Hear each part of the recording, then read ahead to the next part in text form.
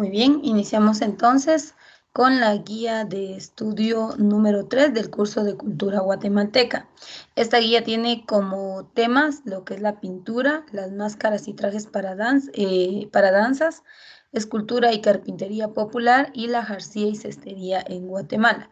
Recordemos que la guía de estudio número 2 nos habla de las artes en Guatemala y esta también forma parte de la expresión artística de nuestro país.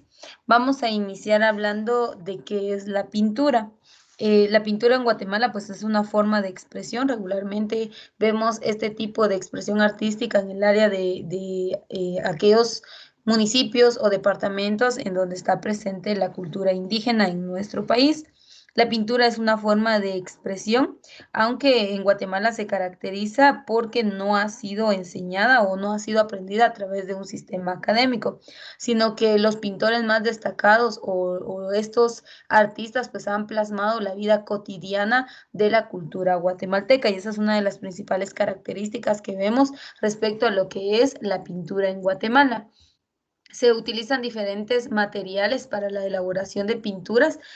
Anteriormente en la clase pasada veíamos qué era la alfarería y veíamos que a través de la alfarería pues se elaboran diferentes utensilios decorativos y algunos de uso doméstico. Y dentro de la alfarería, dentro de su clasificación pues está la pintada. Entonces vemos que se plasman algunos objetos a base de barro y luego pues se plasma con la pintura de repente y la escena de un mercado, de la vida cultural de una mujer, de la sociedad en general o la expresión religiosa a través de la Iglesia Católica. Y esa es la principal característica de lo que nosotros podemos ver de la expresión o de esta arte, perdón, en nuestro país.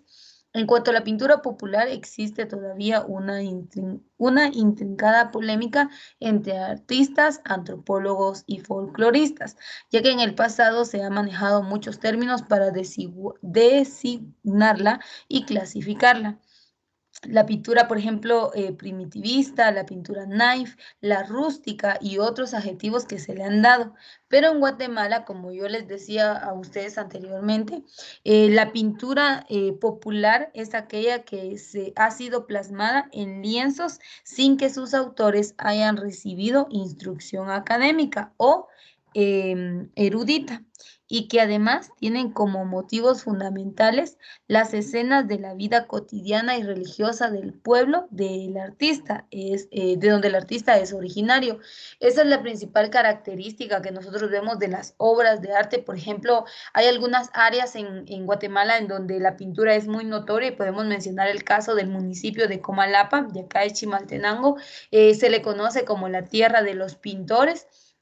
Es muy reconocido y de hecho muchas obras de este lugar están en exposición en museos de Canadá y otros países. Entonces, en Guatemala, el área indígena y en la parte del altiplano de nuestro país se caracterizan por ser pintores. Tal es el caso del área de Sololá, pero ellos plasman la vida cotidiana, representan las diferentes escenas. De hecho, hay pinturas donde marcan la historia maya a través del Popol Vuh y algunos códices que fueron encontrando y así fueron plasmando la vida o dejando huella de cómo fue según la historia. Y también, como les decía, pues por ejemplo en algunas iglesias católicas usted al ingresar puede observar cuadros o pinturas de escenas religiosas. Entonces es parte de la característica cultural de nuestro país y lo que identifica a Guatemala. Respecto a lo que es la pintura, entonces dijimos, procede de la de tipo religioso ex- o estratos que los fieles católicos colocaban en las alturas del santo de su devoción. La pintura daba cuenta del milagro experimentado por el devoto. Así, en un extremo se colocaba una breve leyenda que exteriorizaba el agradecimiento al santo o santa en cuestión, que es parte de la expresión cultural de nuestro país. Y aquí vemos las zonas o el área, aquellos municipios en Guatemala en donde la pintura forma parte de la expresión artística. Y dice, Varios centros donde se expresa la pintura indígena es el pueblo Caxiquel, esto en San Juan Comalapa, acá en Chimaltenango, los pueblos Sutujiles de Santiago Atitlán, San Pedro La Laguna y San Juan La Laguna, esto en Sololá. Esta pintura arranca de finales de la década de 1920. En Comalapa fue Andrés Curuchich, en el año 1891 al 1969, quien puso los cimientos de una escuela que hoy pues está presente en lo que es la expresión de la pintura en nuestro país.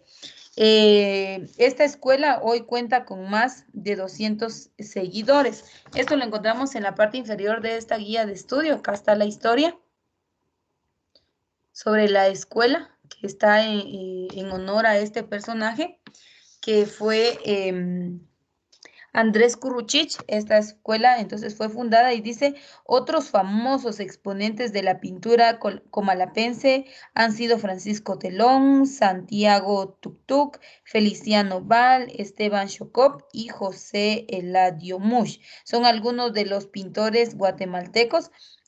Muchas de sus pinturas pues expresan la vida indígena desde el punto de vista maya, ¿verdad? Entonces aquí vemos en algunas pinturas está desde el punto de vista maya o la forma de vida maya y en otras la cotidianeidad de la cultura indígena actual. Y ahí vemos un cuadro, una escena en donde están trabajando es la representación de una cofradía y se está viendo la representación o que están trabajando como una ofrenda. Y dice, en la imagen es la entrega de la cofradía en 1986 de Pedro Rafael González Chabajay, seguido la, que ha seguido la tradición pintórica iniciada por su abuelo, por su abuelo, esto en San Pedro La Laguna y en Sololá. Entonces, vemos la representación de esta cofradía a través de una obra de arte que es una pintura. Y como les decía, pues hay algunos personajes destacados respecto a este ámbito artístico en nuestro país. En Santiago Atitlán debe mencionarse obligatoriamente a Juan Say. Él nació en el año 1921 hasta el año 1989. A Miguel Chávez, Manuel Reanda Quiejajú, a Martín Ratzain y a Nicolás Reanda y sus hermanos José y Salvador, entre otros pintores que estos son de San Pedro La Laguna. Estos personajes pues también son muy mencionados por las obras que ellos elaboraron e incluso en Guatemala pues hay un museo de pintura, es en honor a otro personaje, no lo mencioné o no lo enlisté en los que acabo de citar, pero sí es un personaje muy notorio. De hecho, está en uno de los sitios hoy declarados como Patrimonio Cultural de la Nación. Algo muy importante respecto a la pintura es que la pintura de los artistas sutuiles se diferencia de la de los comalapenses en que las figuras plasmadas son de mayor tamaño, como también lo son las dimensiones de los cuadros. Además, estos reflejan las actividades económicas de la Boca Costa, como el corte del café, del algodón, de la caña de azúcar, del banano y del aguacate, y la vida cerca del lago, el paseo en canoa, la pesca y el lavado de la ropa a orillas del lago. Entonces, como les decía, la mayoría de pintores han plasmado la vida cotidiana de la cultura indígena en nuestro país y algunos otros, como lo vemos en esta imagen, pues han plasmado la vida religiosa de la Iglesia Católica, el credo y pues aquí vemos en Guatemala. Si mencionamos un lugar, la antigua Guatemala, podría ser uno de los principales sitios en donde podemos ver diferentes obras artísticas y ya mencionamos algunos personajes reconocidos respecto a este ámbito artístico en nuestro país. Como les decía, en Guatemala hay un museo muy reconocido y este es el museo del señor Carlos Mérida. Es un museo, el Museo de Arte Moderno. Esto está en la ciudad capital y vamos a ver qué encontramos en este museo. Así que preste atención al video.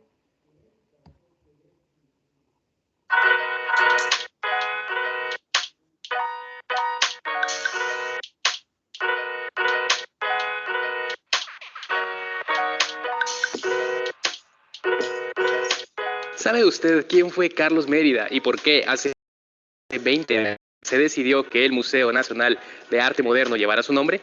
Lo invito a que conozca un poco más de este extraordinario personaje de la plástica guatemalteca y que me acompañe en el recorrido por la sala que lleva su nombre, ubicada en el Museo Nacional de Arte Moderno.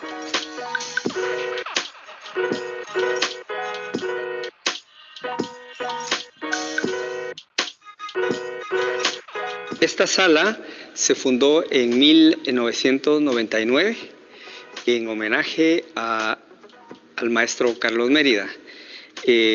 La razón fue porque Carlos Mérida es uno de los artistas icónicos, el más representativo de las artes visuales guatemaltecas, tanto a nivel nacional como internacional. Carlos Mérida es pionero en lo que es la obra gráfica en México, al lado de Tamayo y al lado de Toledo y todos los grandes mexicanos que se dedicaron a explorar todo el universo de las artes gráficas. La familia donó cerca de 170 litografías que se encuentran acá en el museo. Dentro de la donación que hizo la familia, pues trajo consigo el caballete, su mesa de trabajo, algunos pinceles que él utilizaba y sus pigmentos, ¿no? Van desde el aceite de linaza, guarrás, colores homogéneos, acrílicos, óleos, todo lo que él utilizaba en su estudio.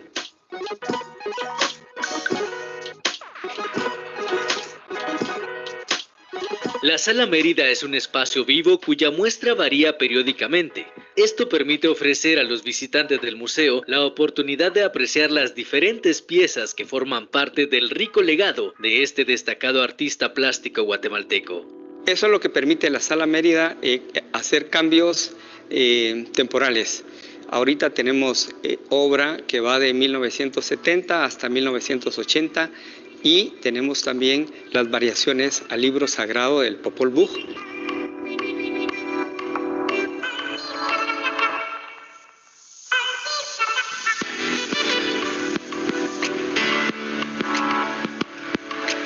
Gracias a que Mérida es uno de los altos valores del arte guatemalteco, su obra trascendió las galerías de arte para integrarse en algunas de las más importantes creaciones arquitectónicas de nuestra ciudad. Su propuesta fue: el arte también tiene que ser para el pueblo, para el público. Por lo tanto, surgió su famosa teoría de la integración arquitectónica. O sea, integrar el arte a la arquitectura.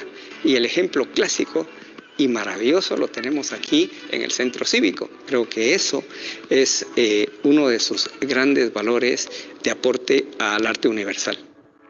En vista de que en el 2019 se cumplen 20 años desde que el museo lleva el nombre de Carlos Mérida, Cotón comenta que tienen la intención de rendirle un homenaje especial al destacado artista.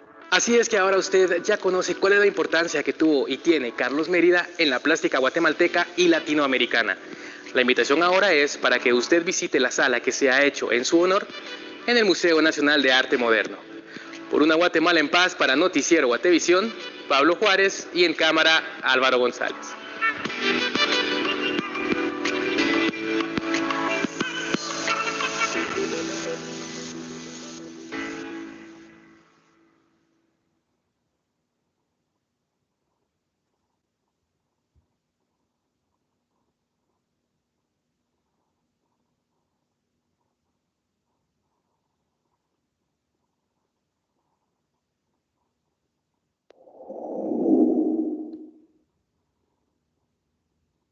Estamos con el reconocido y distinguido director del Museo de Arte Moderno Carlos Mérida, Rudy Cotón, quien nos va a comentar un poco.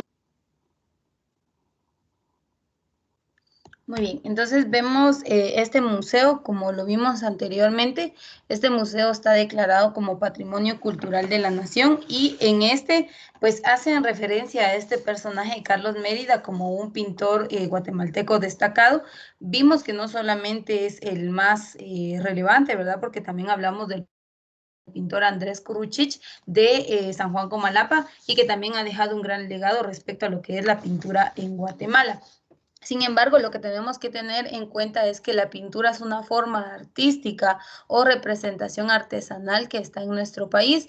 De hecho, si usted visita, por ejemplo, la antigua Guatemala, pues usted se puede dar cuenta y puede apreciar que en muchas de las esquinas, pues hay diferentes personas, pintores, en donde le pueden hacer retrato a mano alzada o bien alguna también están pintando cuadros de algunas calles o algunos sitios turísticos de este lugar, no solamente en Antigua Guatemala, sino mencionamos que Sololá también es una zona en nuestro país en donde la expresión de la pintura se ve presente y lo que ellos plasman en sus lienzos. También como parte de las artes en Guatemala encontramos lo que es la elaboración de máscaras y trajes para danzas. Recordemos que esto tiene un contexto histórico. Anteriormente los mayas lo utilizaban o lo incorporaron dentro de su forma de expresión, pero para ellos era en honor a sus dioses, a la naturaleza y el aprecio que estos tenían, según la historia.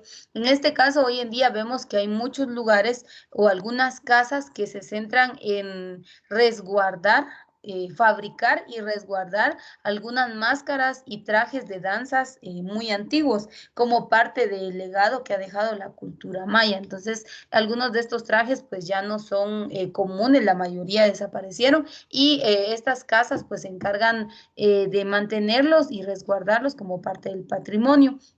Algo muy importante también es que estas máscaras y trajes de danzas sirven, por ejemplo, en Guatemala en las fiestas patronales hacen lo que es la danza de los moros y cristianos, que era una representación que fue una representación que marcó la lucha entre pueblos indígenas y se ve la invención de los españoles. Ese era el contexto, pero hoy en día vemos que lo han tergiversado o lo han ido modificando y hoy en día, pues, anteriormente esas máscaras eran de madera, hoy en día ya son de plástico e incluso se utiliza el hule, ¿verdad? Entonces, tenemos que tomar en cuenta que todo ha ido avanzando, la expresión artística también va avanzando y esta también es otra forma de expresión artesanal que hay en nuestro país.